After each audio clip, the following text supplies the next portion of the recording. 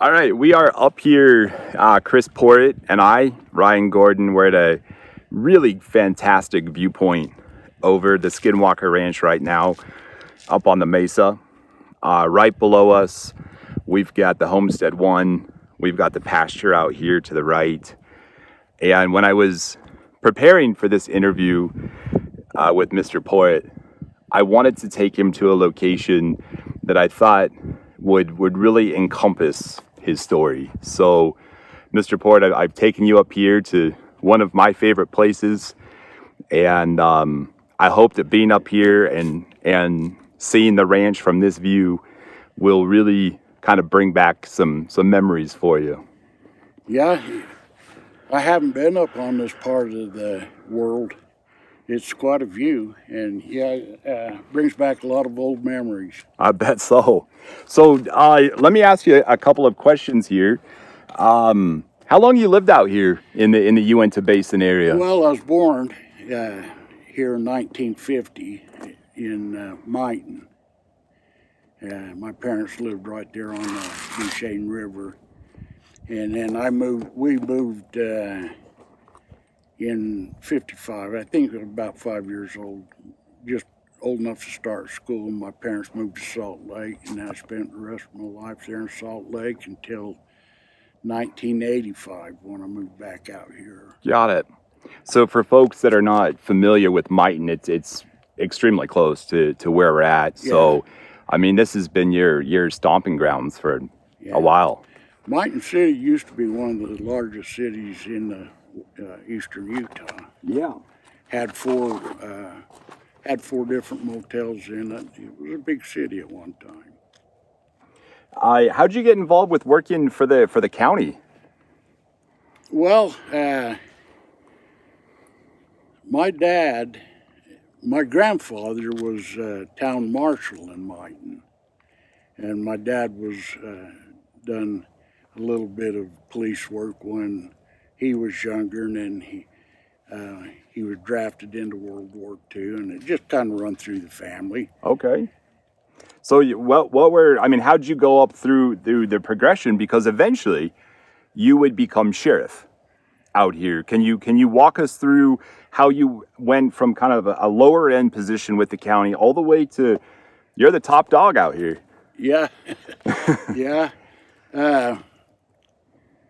I worked for Uinta County Road Department first, and then I worked for the State Road Department, and then in 1985 I hired on with Uinta County Sheriff's Department, and Arden Stewart was the sheriff back when I hired on. Okay. And that's just I always wanted to be a law enforcement officer, and kind of a little bit run through the family. Okay, so you're just keeping up with some family traditions. Yeah. So one thing that I know people are going to be dying to ask or to learn about, especially with you being in law enforcement here, right below us here, we've got Skinwalker Ranch, which is known now, especially with the TV show, is touted as being the most paranormal hotspot in the country, perhaps even the world. And so with you being sheriff, I want to ask you a question. Have you ever had any run-ins with any skinwalkers, or what's your experience being sheriff out here with skinwalkers? Well, the skinwalkers, now I'm just telling you what I was told. All right. Now, I don't know how much truth to it is, but when I was with the Sheriff's Department, the skinwalkers were a Navajo boogeyman, so to speak. And if the Navajo tribe was arguing or fighting with any other tribe, they would sick the skinwalkers on them. I hope I'm wording that right, because they used it as a defense.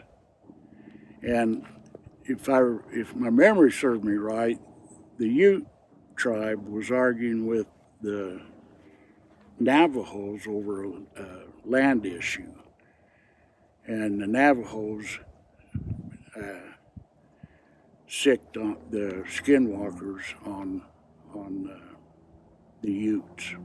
So essentially, when you're saying is sick on them, I know what you mean. But for viewers that might not be American or listening to this in Europe or anywhere else in the world, is it fair to say, and please correct me if I'm wrong, but is it fair to say that the Navajo would put a curse on the Ute, curse them with skinwalkers? Well, yeah, that's exactly what they did.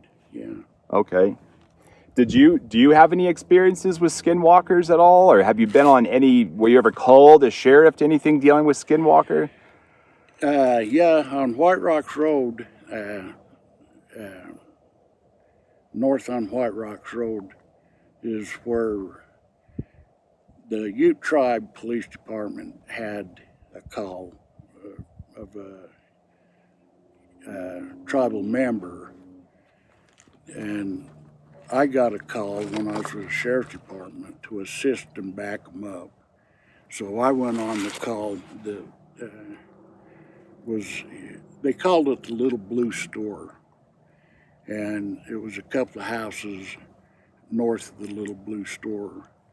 And I was just up there to make sure that the tribal police was all right, and they was interviewing the lady that lived there, and they said, well, what did it look like? And they said, well, it's standing right there behind that tree. And I had a big mag flashlight, and I shined it out there, and I could see it standing there with its arms around the tree, and its head was poked out behind the tree to the side. And the lady says, well, there it is right there. And I'm going, man, I can't believe, what I'm looking at. And she was in a panic mode, and I was more really concerned about her health and welfare, but they ended up taking her to the hospital, and I was just there as a backup, and that was my first experience with a skinwalker. Wow. And that particular incident, that they call that the Skinwalker Bench, that White Rocks Road, and that was where my first dealings with the skinwalker. And it was on that area over there. It's tribal land, isn't it? Yeah, this whole place, this whole Uinta Basin was tribal land at one time. That's true. And but you have non-tribal members, you have affiliated Utes, you have full-bloods, Navajos. The Uinta Basin's got their fair share of a little bit of everybody. It's true. So let's go back and would it be okay if I ask you some questions to describe what the skinwalker looked like? Yeah. All right. I can't tell you exactly what it looked like, but I can tell you what I seen. Let's hear it. When I got that call, after we went out and I went back the next day when it was daylight, there was where it had its arms around the tree, there was indentations, scratch marks from 3 claws around the tree. How high up off the ground were these scratch marks, or how tall would you estimate the skinwalker to be? The scratch marks I was looking right at them, so they were probably 6 feet off from it. The eyes were probably I don't know, probably 8 foot tall. And just peeking behind it, you guys. It had its arms around the tree like that, and it was peeking out from behind the tree like that. And when I went up there, I hit it with a flashlight, and the tribal member said, there it is right there. And when you say you hit it with a flashlight, you mean just shine the light on it. You didn't physically strike it, right? Yeah, I shined the light on it. Yeah, I wasn't going to go out there and beat it up. that just thinking for myself, if I was in a situation like that, there's a lot of thoughts that would go through my head. What were the thoughts that were going through your head when you would see this skinwalker from behind this tree peeking at you? I mean, what was going through your head? Well, I guess the first thing was I didn't want to believe what I was seeing, but I didn't want the tribal members to, you know, get a bad taste in their mouth for the law enforcement. So, but when the tribal police got there, and I was a little bit more comfortable, you know, but it was I can't say that I was afraid or scared, but it was just a real uneasy feeling. It was just, you know, like, I can't believe I'm looking at this. Yeah. I can't imagine what that would be like. One thing that was important to me with this interview was to not have any edits or any cuts or anything like that. And right during the middle of the conversation there, my phone shut off. And it's saying that it overheated. It's not too hot out right now, high 70s or so, maybe low 80s. You guys will see the screenshot of where it says my phone overheated. But let's continue on with the interview. If the phone shuts off again or overheats, then we're going to have to move to a different location.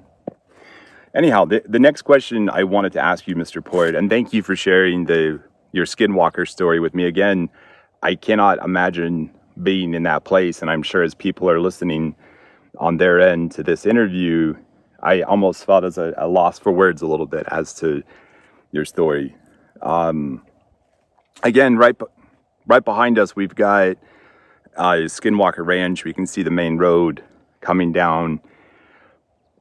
Tell us about how did you meet the Myers family who lived just right here behind us? Well, when I first met Ken Myers, I worked for UNT County Road Department, and the road he lived on was on my part of the county. It's this road right here behind us, isn't it? That Yeah. people can see just right here behind us. So I maintained and plowed the snow into their house, and I run the snow plow and pretty much did the west side of UNT County.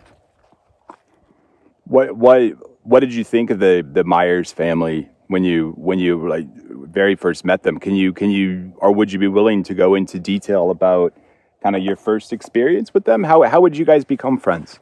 Well, he had an old shed out front at the end of the road, and then his house and his fence and stuff was behind it.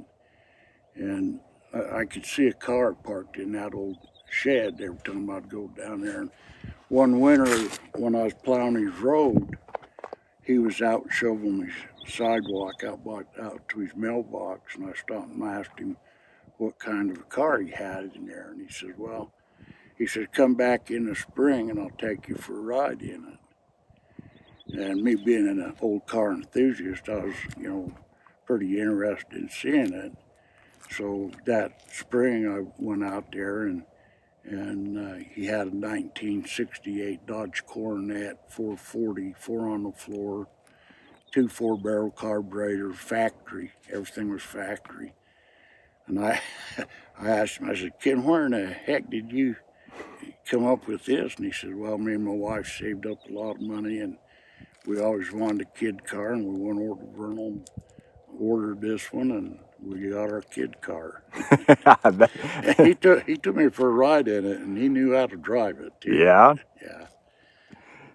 So one of the things that caught my attention is you were on the History Channel show, The Secret of Skinwalker Ranch, and you did an interview right down there at Homestead 1, and you had mentioned that the Myers had locks on their cabinets, locks all over the place in the inside of their house. What's the story with all the locks? Why did they have everything locked up like that? Well, Ken told me that he had visitors a lot, and I asked him what kind of visitors, and he said UFOs. And I kind of mocked him a little bit, and I didn't. I thought he was full of beans, to tell you the truth. But the more I got to know him, the more I was intrigued with him and intrigued with the ranch. So me and him became pretty good friends. When he had the cattle come up dead, he called me, and I went down there and did the investigation on his cattle, on the cattle that was everybody calls it mutilated, but mutilated to me is what a wild animal will do to another animal. These were surgically operated on.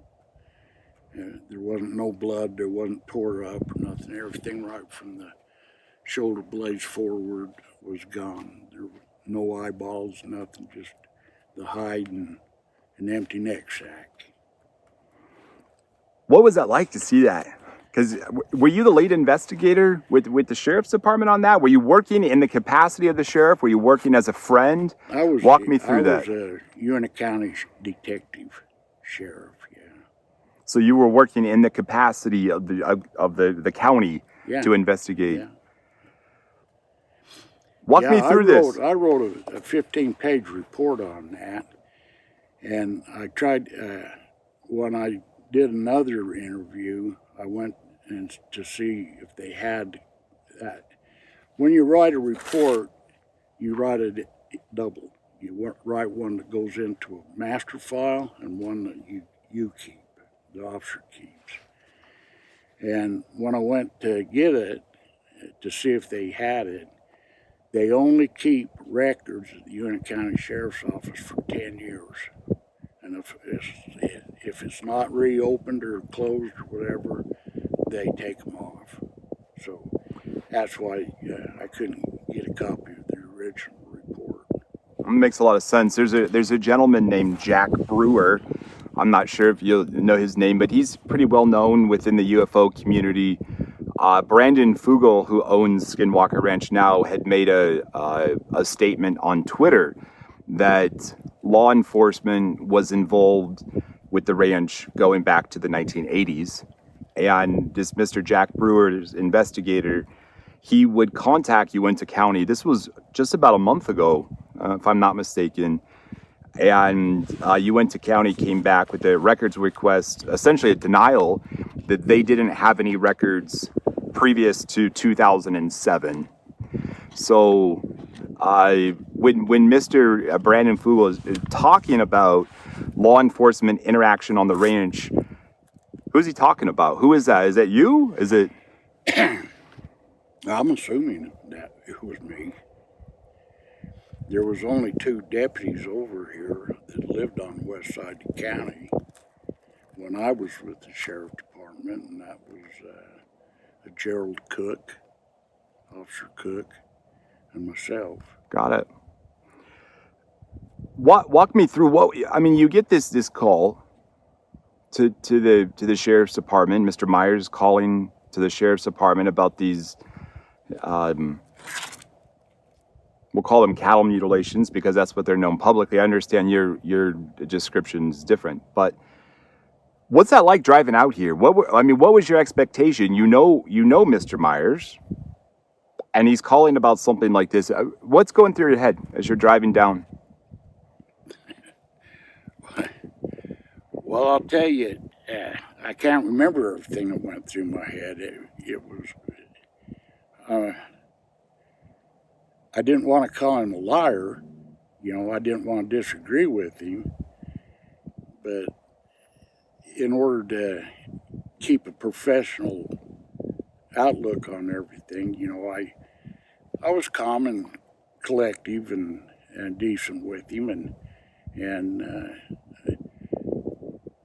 I think he appreciated the fact that I wasn't real pushy or shovey or. So you get to the ranch, driving down again this road that the viewers can see right here behind us. You walk out in the field, and you come across this cow. It sounds like, if I understand correctly, and correct me if I'm wrong, but you showed up here almost as a skeptic. You said you didn't want to think he was a liar, and you still have got to do your job. But now you're seeing this right here in front of your face. What's that like? Well,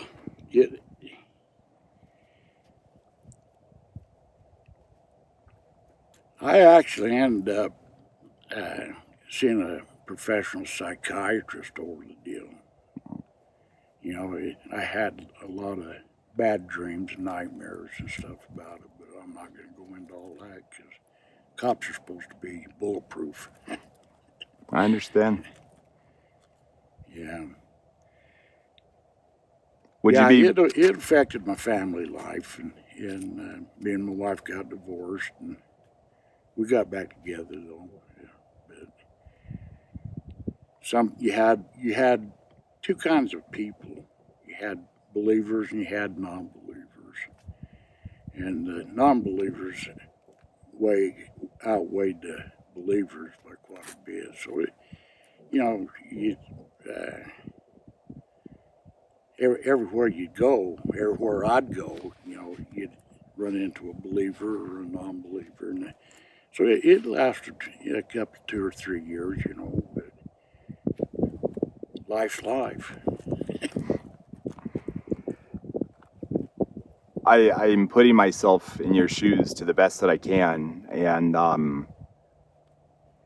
I can imagine that seeing something like that, how disruptive it would be. And thank you for sharing that part with us. I think that you being so incredibly open right now, especially as you say, cops are supposed to be tough, still human at the end of the day. So thanks for being so open and sharing that. I think that a lot of the viewers would definitely be able to really relate with you on that.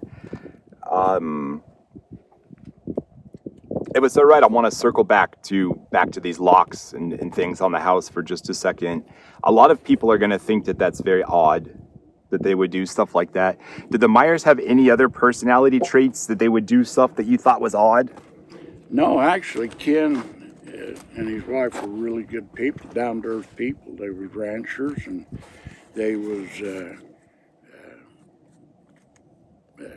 LDS, active LDS members. I think Ken and his wife both had a real hard time believing what was happening. Of course, everybody, who believes in spaceships? Yeah. Martians. Well, that actually leads into my next question. You're one of very, very, very few people that actually saw this in real life.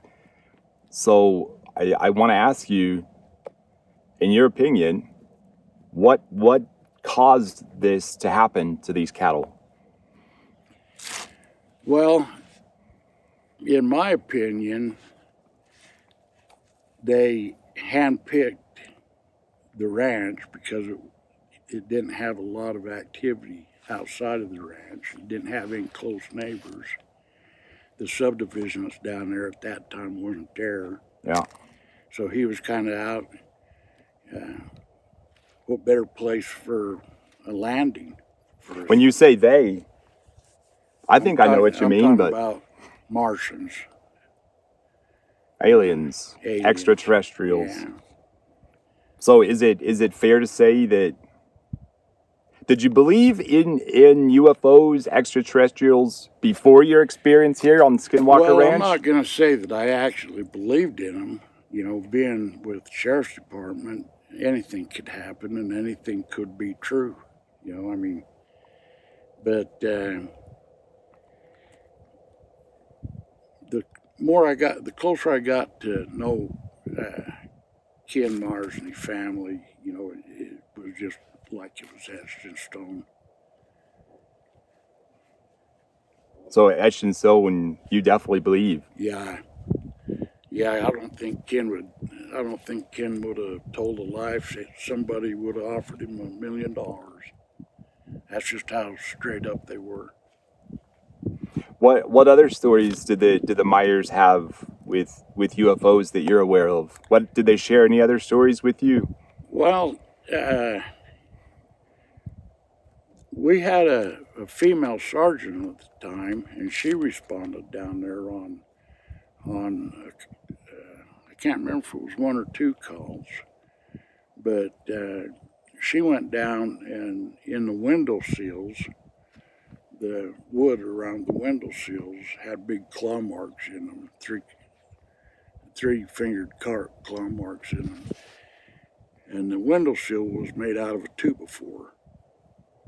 And the claw marks went more than halfway through the 2x4. And it was on, it would be on the west side and the east side of the house. Okay. The windows, it was on the east side and the west side of the house. Wow. You've told me a little bit, and I want you to tell this story. I don't want to get involved with telling it, but some of these things you've talked with me about before we had the camera going. You've told me that you've handled and seen pieces of a UFO. Yeah. Yeah, right down there where I showed you them 3 trees were. Yeah. There was part of a wreckage and part of a body. Of a UFO wreckage? Yeah. And Ken called me, and I went up there, and there was a piece of metal. It looked like aluminum foil, but it was a little bit thicker. And you could wad that tin up and throw it down on the ground. It would go right back to the same shape, flat shape. It would straighten out. So I want to get this clear. Are you saying that a UFO crashed on Skinwalker Ranch? Well, I don't know what else you'd call it. You tell me something different, and maybe I'll try to believe that. I don't know of any type of metal that you can crumble up that just pops back out. How do you remove the neck bone from the shoulder blades and remove the skull and the eyes without making a cut or an incision? Can't. Not in a way that I know of. Where'd the blood go? Exactly. And there wasn't no blood around the tin, around that metal that we picked up. And Ken wanted to know what to do with it, and I told him, I said, I don't know what you're gonna do with it. And the one, I can't remember how long it was before I went back there to Mars to see Ken. Yeah. But I asked him what he'd done with it, and he told me he buried it up here by just here on the ranch? Yeah, I guess it's Homestead. I think out of respect for Brandon Fugel and his property, I don't think that, I know you know where this is buried, and you've shared that with me, but I don't think that that's something that we should make public out of respect for Brandon. I think that people are going to be really upset with me for saying that, but this ranch has millions of dollars worth of security, and I've certainly appreciated my time up here, and I don't want to be involved with any trespassing or somebody getting hurt out here looking around, but I do think that you should share that information with Brandon. I think that you have. I have shared it with Brandon, but it's my information. Absolutely. I own it. That's right. So I can tell Yeah. whatever I want. That's right. That's right. Do you want people to know? Do you want to say? Yeah, I don't care. Oh, let's do it then. Let's do it. Tell them. Yeah. Yeah,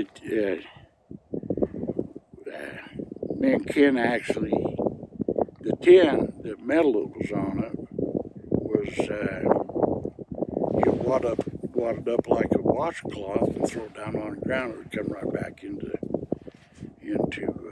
flat shape. And there wasn't much left of the remains of the body. And he told me that he buried it up here by the house that had a false front on it. Homestead 2. And the research I'd done on it, that was a boot and shoe store for some Chinese people, Wang Xing and Wang Wing. And that was, I think that was the son that had that store down here. And the father had the one over on the 9 Mile Strip, or the 8 Mile Strip. So I'm going to try to point out here. I think they called that Moffat. Okay. Back in them days. Where the other one was. So I'm pointing here on the camera so the viewers can see my finger. This is the area right here where he showed me that this UFO crash and body right here by this cluster of trees. This is at Homestead 1 pasture down here below. Is the drive getting in here. That's where they have the security gates that everybody's familiar with, right over here. Homestead 2 is behind us, where we're sitting, but not too terribly far. So to get this right, Mr. Myers buried a UFO in the vicinity of Homestead 2. That's what he told me. Yeah. And you believe him? Well, yeah, I didn't have no reason not to believe him. How big were these pieces? How big would you describe them as? Well, the part of the body that was, it appeared, when I did the investigation on it, it appeared like somebody had been back and tried to clean it up. So there wasn't an entire spaceship there, and there wasn't an entire body there. It looked like somebody come in and cleaned it up and then left, and there wasn't no blood. You know, there wasn't. We think it was the rib cage section of the body. And it wasn't a pleasant thing to be around and smell. And he said, "What do we do with it?" And I said, "Well, make it disappear. You know, make it disappear." Is this a secret that you've been keeping for time? Yeah, I took it to the sheriff when the elected sheriff, and he says, "We don't need a panic." And he says, "I'm not going to tell you what to do, but I'm going to tell you what I'd like you to do." And he said, "I'd keep it as low key as you can." And that's the way it was.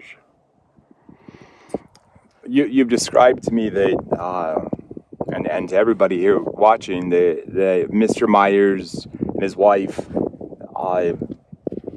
really LDS Mormon, it's a big part of their life. You also mentioned a fear of government involvement with this story, like higher level government involvement beyond, his friendship with you as sheriff. Can you walk us through that? Why do you think that Mr. Myers didn't want to get government involved? Well, I don't know why he wanted it. He was afraid that they'd take the ranch from him.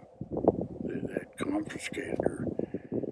But when Myers has died, and the next party could come along, they did it all.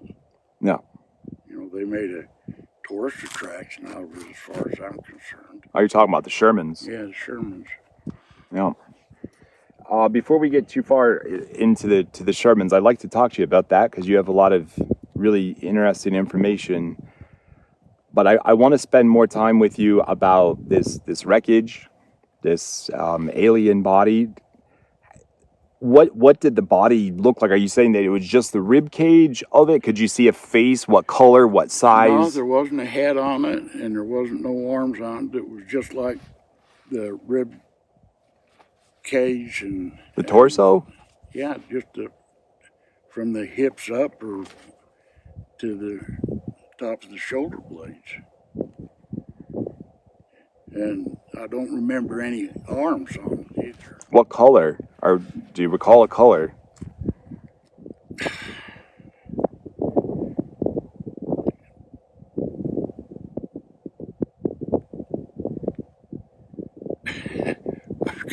Somewhere in between red and white. It was kind of a pinkish, like a flat pink color. You know, it wasn't.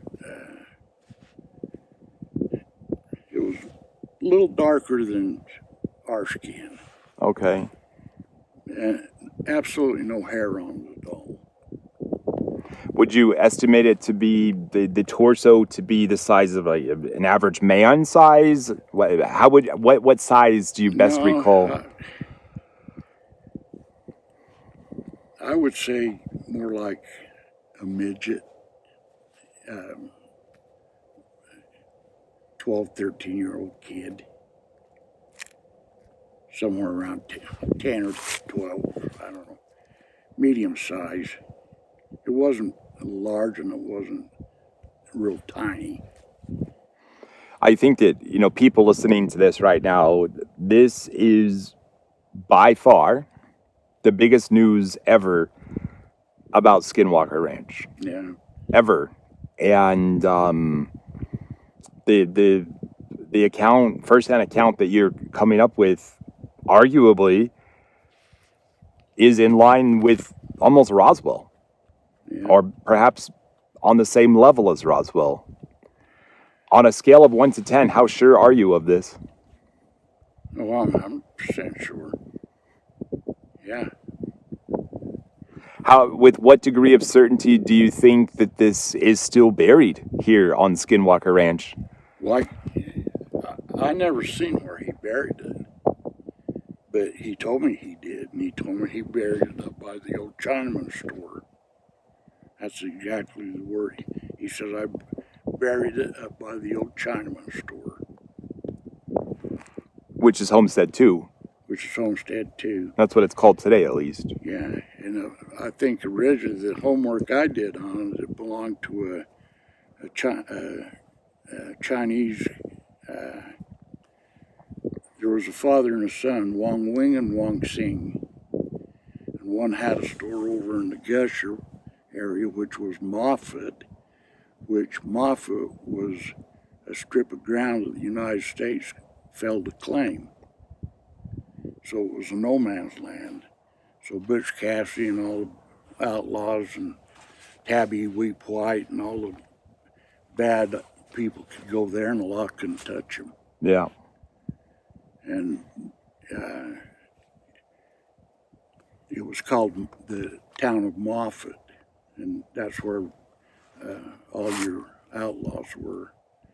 And then later, they changed it to Gusher when Gusher was named. It was Moffett first, and then they renamed it Gusher because that's where the first oil well, Gusher oil well was. Let's go back over to, let's talk more about this crash.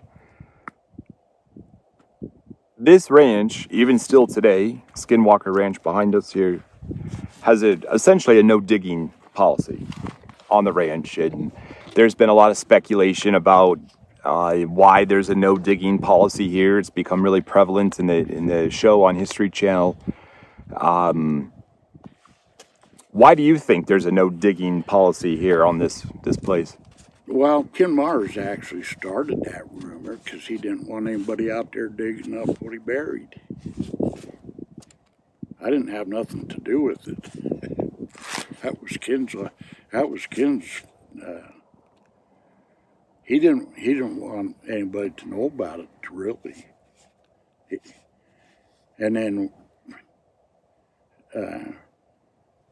after the Shermans had it, Bigelow bought it, and he did exactly what Ken was afraid of: government. Makes a lot of sense. Everything that Bigelow done on here was under government contract. That's right. So his worst nightmare came true, essentially.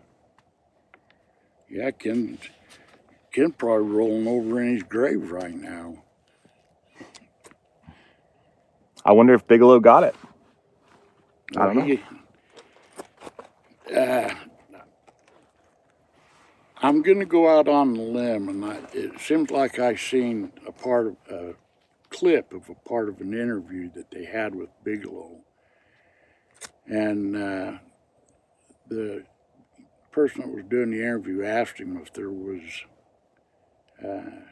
alien activity, and he kind of grinned and smirked a little bit, and he says, "Well, I think his words were somewhere in the area of, I guess you'll find out."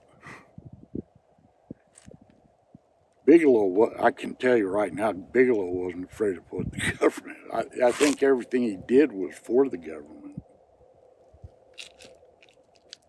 I know that Bigelow had the NIDS out here, which is kind of transformed and given rise to a lot of other government programs dealing with the UFO, UAP phenomenon today. But a lot of people will say that all signs point back to Skinwalker Ranch. Yeah, but Skinwalker Ranch wasn't the only one.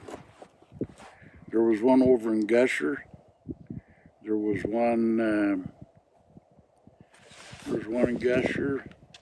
There was this one, Gusher, LaPointe, and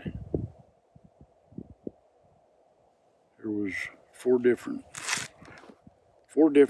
areas. And what happened at these other locations? Same thing as far as well, what? the same thing, only this ranch had, what did I say, how many mutilations? 3 that you remember. Yeah. Okay, they had the same amount, one each on different ranches. All male and female organs were removed. Everything on this ranch had everything from the shoulder blades moved. The other ones were all the sexual organs. So what you're saying is this phenomenon is not just here at Skinwalker Ranch, but it's spread out over ranches all within the Uinta Basin. Well, yeah. And you experience these, and you give testimony to this as your role in law enforcement here. Is that correct? Yeah. But I'm not the only one that's seen it. The Uinta Basin people, the whole Uinta Basin's just a strange place to live. Let's talk about the Shermans for a little bit. Again, you've told me some stories about them, but with here, just pretend I know nothing. Tell me the stories all over again about the Sherman family. Well,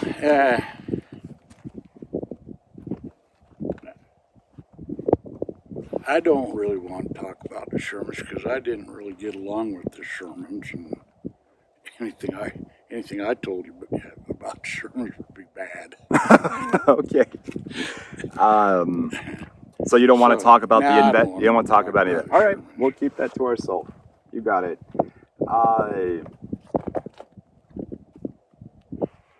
So it's been some time since the Myers passed away, and you've been holding this story. Why are you coming forward now? Why are you telling this story now in essentially the end of July 2022? I don't know. When I was with the sheriff's department, Arden was afraid of some kind of a mass panic. And he's just told me, he says, Kris, he says, I don't care if you tell your family and stuff, he says, but I'd recommend you not go to like the radio station or the TV stations and broadcast it. He said, we would like to just keep our county low-keyed. And that's the kind of sheriff Arden Stewart was. He was a lovable guy. The whole time I worked under Arden Stewart, I never heard a person ever cuss him or condemn him or nothing. He was just that good of a sheriff. And his main goal was to take care of the people of the county. What would you think your reputation is here in this town, in the area? Again, that what you're talking about here and your experiences here on Skinwalker Ranch are tremendously unique.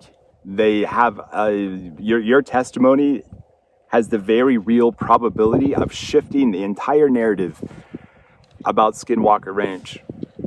I mean this with all respect. You and I get along pretty good. I think it's okay to ask hard questions sometimes on an interview. Would most people in this town say that you're a really honest and good guy? Or would most people in this town, or are there people in this town that think, I think, what's your reputation around here? You're here forever. The people that really know me, and I think I'm about average, I don't think I helped a lot of people when I was with the sheriff's department, and I think I was well respected. I wasn't a big, heavy ticket rider or nothing. I just kept the peace and did my job and without going overboard. And I think I had a good reputation of being fair, and I remember a guy up at Skinwalker Reservoir was drunk and getting out of hand. I had to go up there and wrestle him down and throw him in jail. And when he sobered up and got out of jail, he actually come up to my house and apologized and told me thank you for treating him so good. But well, I've spent a lot of time with you, and I think that I've been involved with a lot of different stories, especially dealing with ufology, and I've really enjoyed my conversations with you. I've never caught you in a story. I don't think that you're making up a story, whether it's right now on camera or you and I have talked off camera for quite some time as well. I want to sincerely thank you for what you're sharing. You're welcome. I'm glad to share it. I think that your story likely will shift the entire narrative of this ranch and perhaps the entire subject of ufology, and I can't wait for you to get credit for coming out and telling everybody what you have. So thank you. I last night came up with a lot of questions. I keep looking down here That's all right. to look at questions to ask. I've came up with 30. If I was in your spot right now, I wouldn't never looked at you. I'd be still reading it. Is there any question or anything that I have not asked or anything? Because this is your story. Is there anything that I haven't asked that you think that people should know? Well, the Uinta Basin is a big question mark. The state of Utah, instead of being the shape it is, it ought to have a question mark. The shape of Utah, because there's a lot of questions about the Uinta Basin and no answers. What do you think of the research that they're doing on their TV show right now? What do you think of the theories and research that they're doing just right down there below us right now. Well, they did an interview with me down there, and I told them pretty much everything that I've told you. And I don't know exactly how far Brandon's went with it, but